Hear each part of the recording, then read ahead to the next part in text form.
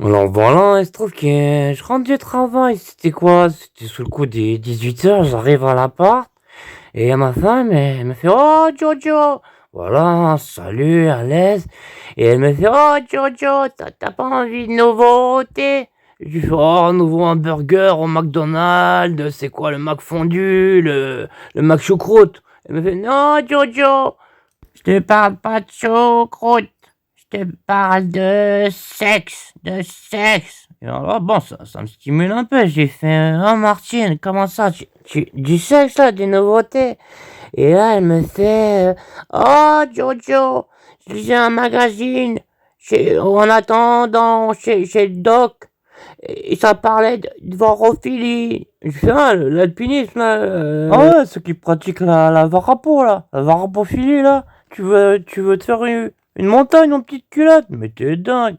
Elle me fait «Non Jojo, je te parle de sexe, je te parle de... Ouais, j'ai lu un magazine sur la vorophilie, le vorophilisme.» Et je fais «Ah ouais, c'est quoi?» C'est un truc du gourmet ou quoi? Elle fait «Ouais, un petit peu. Il se trouve que, ouais, c'est quand on aime bien manger le corps de son prochain, ou être toute mangée.» Alors là, je lui fais «Ah ouais, ouais, c'est un truc de cannibale, quoi. Ça a l'air pas mal, quoi. Vas-y, alors, t'es chaude? Ouais, ouais, si tu veux, on peut tester.» Et alors là, elle me fait «Oh Jojo, tu pourrais me couper un petit bout de téton, ou même tout le téton, et tu le mets dans mon cul, et après tu le manges, si t'arrives à le ressortir.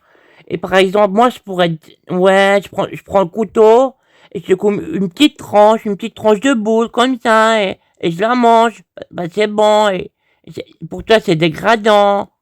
Et là, d'un point de vue un peu égoïste, je me dis d'un côté, ouais, je vois mes boules un peu et j'imagine des lamelles, ça me refroidit un peu, tu vois? Mais de l'autre côté, je me dis d'un côté, je pourrais lui couper un mamelon, un téton, je pourrais le mettre dans son cul, après le succuler pendant que je mets des orteils dans son cul, et après, ouais, ça va être la raclette. Je me dis «Ouais, mais ça peut être un truc de dingue.» Elle me propose des bonnes choses, hein, c'était Martine, ma femme, quoi. Et là, je pense qu'on a dû court-circuiter nos ondes parce qu'elle me fait «Oh Jojo, je te vois déjà en train de me couper le mamelon. Bon, d'un côté, je pourrais te faire des lames de boules, des petites lamelettes.»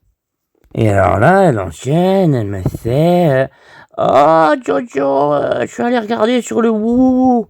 Je lui fais «Quoi ça?» Elle fait «Oh, le wouhou, le World Wide Web, l'internet.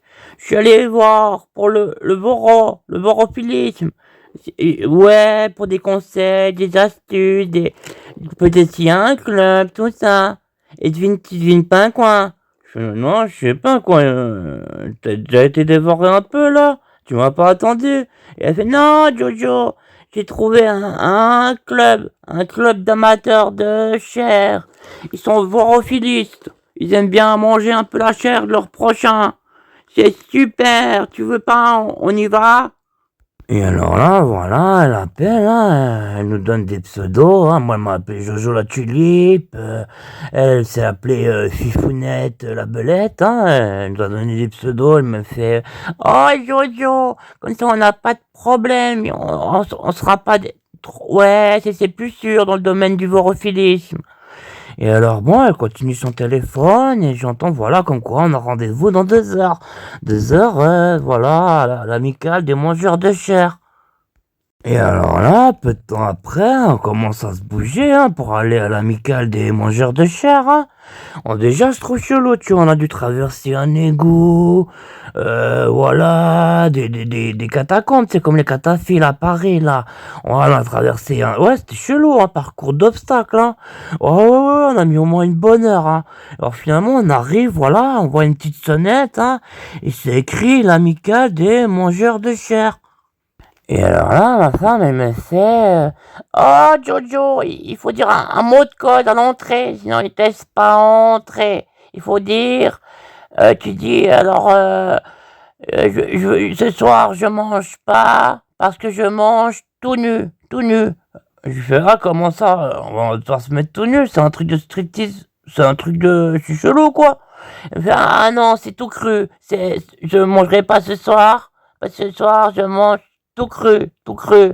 T'as compris, Jojo? Tu dis ça à la porte, après que ça a sonné. Et alors là, je fais les présentations, je fais voilà, c'est Jojo la tulipe et Fifounette la belette. Voilà, il se trouve que ce soir, on n'a pas envie de manger parce qu'on mange tout cru, tout cru, tout cru. Et là, on entend une voix. Alors, comment ça, Jojo la tulipe et Fifounette la belette, vous voulez manger de la chair qui nous repaie et être mangée dans les supplices du vice, du venophilisme. Et alors là, ma femme, elle me fait discrètement à l'oreille.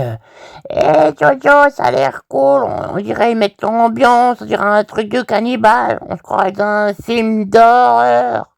Et là, je lui fais discrètement à l'oreille, c'est que j'ai pas trop, finalement, s'il faut se mettre tout nu, parce que bon, quand même, être mangé tout cru, t'es sûr, c'est un truc de conscience, ton truc-là. Elle me fait, oh Jojo, on a chatté pendant plus de 2 heures, c'est des fins gourmets.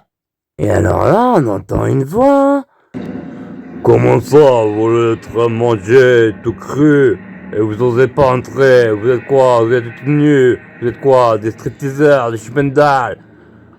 Allez, entrez si vous voulez de la chair, sinon il vous peut-être de bière dans le gigolo. Ouais, je pense qu'il voulait dire dans le cul, mais tu vois. Transmets la bonne adresse. Et la porte s'ouvre, tout ça. Et voilà, on entre dans une pièce où il fait assez sombre. Il y a des gens avec des tenues comme ça, noires et des capes. Des comme ça, on voit à peine le visage, il y a une grille, tout ça. Et voilà, au centre de la pièce, il y a 2 personnes qui sont toutes nues, tout ça, et qui gigotent, tout ça. Et Myrtille, elle fait monsieur. Est-ce que je me demandais s'ils sont consentants, ces 2 personnes, ils ont l'air de gigoter, tout ça. Surtout, voilà, ils ont l'air de pas très consentants, tout ça. Et Monsieur, il fait, Si tout le monde est là pour être mangé, vous aussi vous allez servir d'apéritif.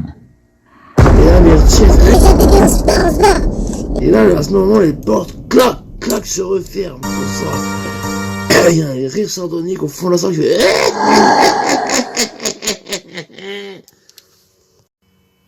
Et ensuite, voilà, j'ai vraiment pas eu le temps de comprendre ce qui s'est passé et tout ça.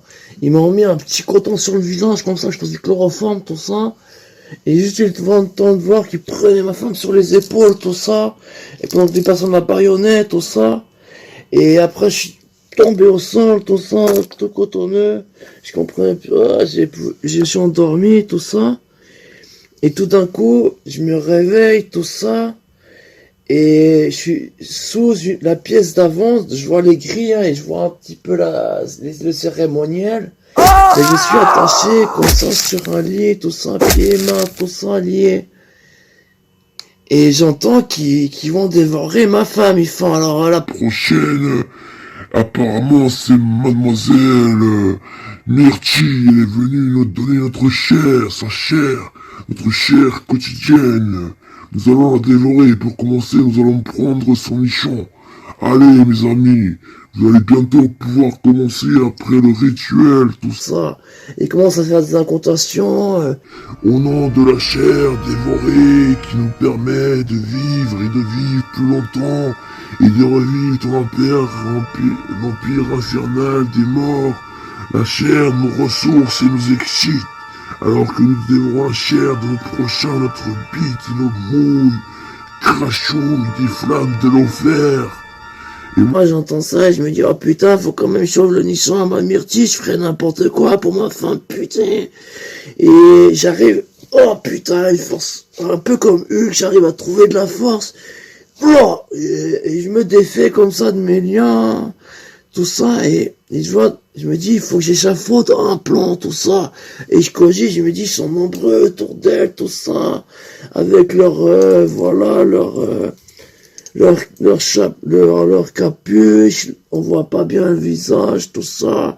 Ils ont des grilles, tout ça. Je me dis comment je vais pouvoir faire. Et donc, j'échafaude un plan de dingue. Et voilà, je prépare un truc dans ma besace, je trouve un baluchon et je le remplis, tout ça. Un sorte de gros, voilà, un bon sac à patates que j'ai sur l'épaule, comme ça. Et tout d'un coup, en me faufilant dans les souterrains, il y en a un, tac, tac, j'assomme, tout ça qui traînait par là, je prends sa tenue, la capuche, la grille, je me dis, oh là, c'est pas cool, j'espère qu'il va se relever, voilà, c'est pour sauver ma myrtille, c'est un milieu que je respecte, donc, je vais pas foutre la merde, mais quand même. Et donc là, j'arrive dans la pièce cérémonielle, je prends mon sac à patates, tout ça, je le jette par terre, il y a partout des morceaux de chair qui s'éparpillent, il y a des pieds, des orteils, des nichons, des pieds, des orteils, des bites, des boules. Et là, tous les gens, ils sont tous affolés, ils font, oh, toute cette chair! Et ils oublient ma femme, tout ça, et dans la cohue générale, avec ma tenue, ils m'ont pas remarqué, je l'ai prise, je me suis barré, et voilà, je me suis découpé un petit bout de chair, j'aurais dit, allez, c'est pour la bonne cause. Et voilà, on est parti, on allait refaire ça chez nous,